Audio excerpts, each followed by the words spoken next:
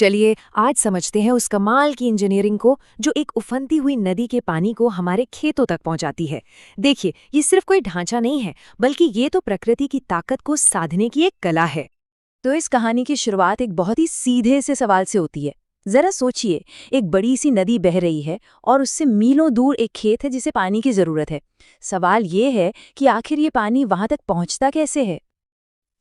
इसका जवाब कोई जादू नहीं, बल्कि एक शानदार सिस्टम है जिसे कहते हैं कैनाल डाइवर्जन हेडवर्क। और हाँ, ये कोई एक चीज नहीं है, ये तो कई मशीनों और ढांचों का एक पूरा सिस्टम है जो एक टीम की तरह मिलकर काम करता है। इसका जो मेन मकसद है वो बहुत सीधा साधा है। एक बहती हुई नदी, खासकर वो नदी जो साल भर बहती है, उसके पानी को बस थोड़ा सा मोड़कर एक नहर में भेजना है। ऐसा इसलिए ताकि उन खेतों तक पानी पहुंच सके जो नदी के पास नहीं हैं। तो अगर आसान भाषा में समझना हो तो हेडवर्क नदी पर बना एक कंट्रोल पॉइंट या गेटवे है, ठीक उसी जगह पर जहां से नहर अपनी शुरुआत करती है। समझिए, यहीं से सारा खेल कंट्रोल होता है। अच्छा, यहाँ एक जरूरी फर्क समझना होगा। देखिए, एक होता है स्टोरेज हेडवर्क, जैसे कि कोई बांध जिसका काम है पानी को एक बहुत बड़ी झील में जमा करना।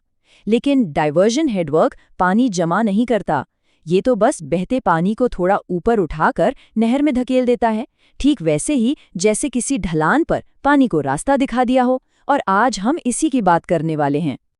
ठीक है, तो अब जरा इस शानदार सिस्टम के पुर्जे पुर्जे को समझते हैं। इसे एक ऑर्केस्ट्रा की तरह देखिए, जहां हर साज का, हर इंस्ट्रूमेंट का अपना एक बहुत खास काम होता है। तो ये हैं इस सिस्टम के मेन प्लेयर्स। हम एक एक करके सबको समझेंगे और ये भी देखेंगे कि ये सब मिलकर पानी, मिट्टी और यहाँ तक कि मछलियों को भी कैसे संभालते हैं। तो सबसे पहले बात करते हैं उन हिस्सों की जो पानी के बहाव पर लगाम लगाते हैं। एक तरह से कह सकते हैं कि ये इस पूरे सिस्टम की रीढ़ की हड्डी हैं। तो सबसे पहले है वियर। ये एक दीवार जैसी चीज है जिसे नदी के बहाव के आर पार बना दिया जाता है। इसका बस एक ही काम है, पानी के लेवल को इतना ऊपर उठा देना कि वो अपने आप ग्रेविटी की वजह से नहर में बहने लगे। अब वियर का ही एक अपग्रेडेड वर्जन है बैराज। इसमें छोटे शटर की जगह बड़े बड़े गेट लगे होते हैं। इससे फायदा ये होता है कि पानी के बहाव पर हमारा कंट्रोल कई ज्यादा बेहतर हो जाता है। और जैसा कि होता ही है, बेहतर कंट्रोल की कीमत भी थोड़ी ज्यादा होती है। अगर वियर नदी का मेन गेट है तो कैनाल हेड रेगुलेटर उस नहर का दरवाजा है। यही तय करता है कि नहर में कितना पानी जाना चाहिए और कितना नहीं। और बाढ़ के समय ये एक मजबूत गार्ड की तरह नहर की पूरी हिफाजत करता है। पानी को काबू करना तो एक बात हो गई, लेकिन नदी अपने साथ सिर्फ पानी नहीं लाती, वो लाती है भारी मात्रा में मिट्टी और गाद। अगर ये गाद नहर में चली गई तो धीरे धीरे उसे पूरा जाम कर सकती है। तो अगली बड़ी चुनौती है इस गाद को रोकना। और यहीं पर काम आती है डिवाइड वॉल। ये एक दीवार है जो पानी को दो हिस्सों में बांट देती है। एक तरफ तेज अशांत पानी और दूसरी तरफ नहर के मुंह के पास एक शांत कोना, एक पॉकेट जहां पानी थोड़ा ठहर सके। अब होता ये है कि इस शांत कोने में जो भारी मिट्टी और गाद है वो नीचे बैठने लगती है।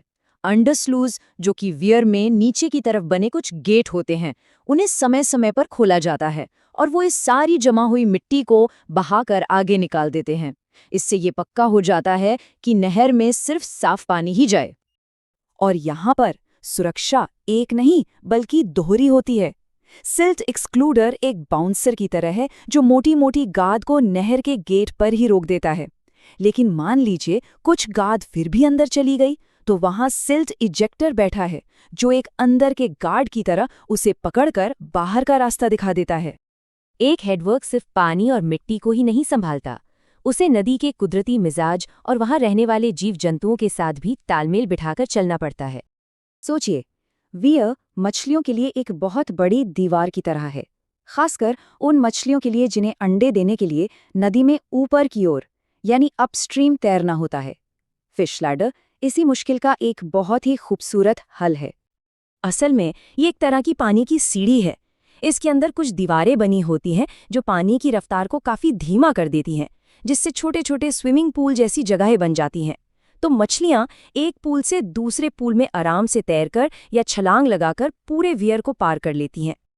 और पता है एक दिलचस्प बात, ज्यादातर मछलियां 3 से 3.5 मीटर प्रति सेकंड से ज्यादा तेज बहाव का सामना नहीं कर सकती। फिश लैडर इसी बात को ध्यान में रखकर बनाया जाता है कि पानी का बहाव इससे धीमा रहे ताकि मछलियों का सफर पूरी तरह से सुरक्षित हो।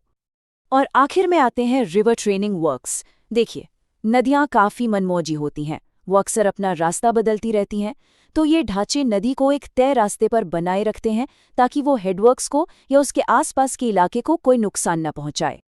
इसमें गाइड बैंक्स होते हैं जो नदी को एक सीमा में रखते हैं, मार्जिनल बंड्स हैं जो बाढ़ के पानी को रोकते हैं, और ग्रोइंस हैं जो नदी के किनारों को कटने से बचाते हैं। ये सब मिलकर नदी को एक अच्छे छात्र की तरह अनुशासन में रखते हैं। तो हमने सारे हिस्से देख लिए।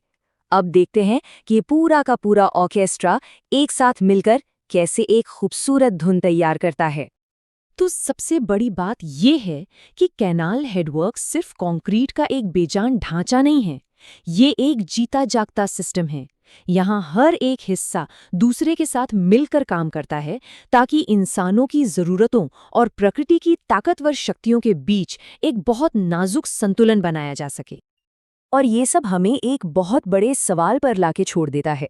इस बदलती दुनिया में जब जलवायु और नदियां दोनों का ही मिजाज बदल रहा है, तो क्या हमें इन सदियों पुराने इंजीनियरिंग डिज़ाइनों को भविष्य के हिसाब से बदलने की ज़रूरत है? इसके बारे में सोचिएगा ज़रूर।